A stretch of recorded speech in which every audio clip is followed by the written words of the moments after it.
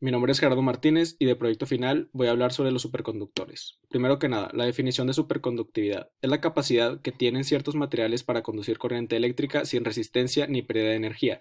Para llegar a esto se necesitan tres magnitudes críticas: la temperatura crítica, la densidad de corriente crítica y el campo magnético aplicado crítico. Como vemos en esta gráfica, a medida que se acerca a los 0 Kelvin y a un campo magnético de cero, se incrementa la densidad de corriente crítica hasta llegar a un pico.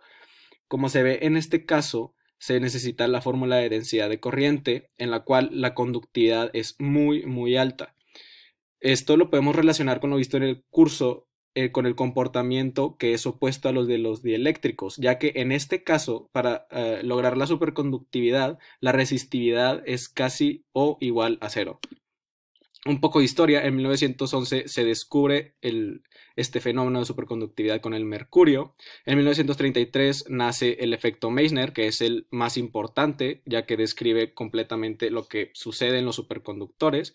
En 1957 sale la teoría BCS, que dice: en el estado superconductor hay una interacción atractiva entre electrones que forman pares de Cooper, que básicamente pasan por el campo magnético en pares, teniendo energía solo entre ellos.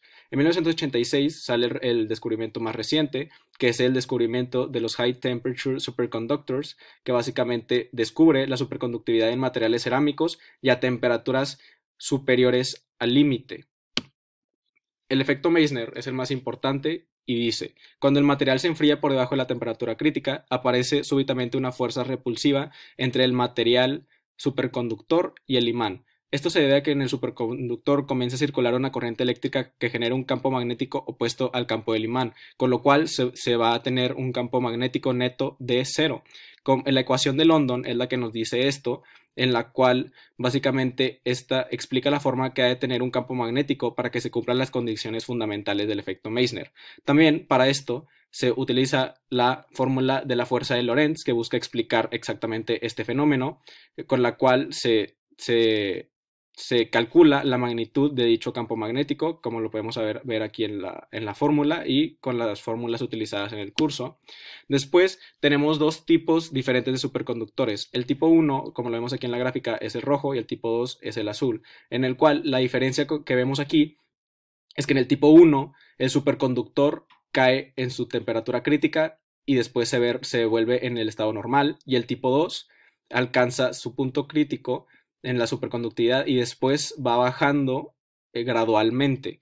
En el tipo 1 la temperatura crítica y el campo crítico son únicos, y en el tipo 2 hay dos diferentes puntos críticos.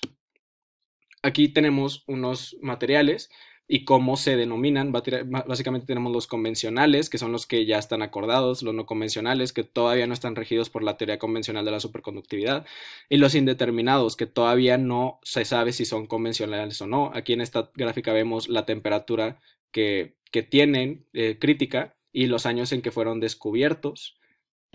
Aquí en esta tabla vemos los materiales superconductores más comunes, por así decirlos, y sus temperaturas críticas y sus campos críticos, y algunos compuestos más populares. Aquí vemos algunas de las fórmulas en general utilizadas para este tipo, para los superconductores. Básicamente tenemos el efecto Meissner, que puede relacionarse con estos temas del curso sobre la fuerza del campo magnético, que básicamente se busca contrarrestar lo más posible hasta llegar a cero; la ecuación de London sobre el campo eléctrico; y además se tiene esta otra fórmula de ecuación de London, que básicamente predice que la corriente y campo magnético en los superconductores solo pueden existir dentro de una capa de grosor, y en este caso se calcula esa capa de grosor. Y también tenemos la densidad de corriente, que va a ser muy grande debido a que la conductividad del material va a ser extremadamente alta. Algunas de las aplicaciones que tenemos es más que nada en los trenes maglev, en direccionamiento de las de partículas y máquinas de resonancia magnética nuclear. Y en la actualidad se tiene el descubrimiento: en 2015 se encontró el superconductor de temperatura más alta, el sulfuro de hidrógeno, con una temperatura de transición superconductora de 203 Kelvin. Y aquí están las referencias.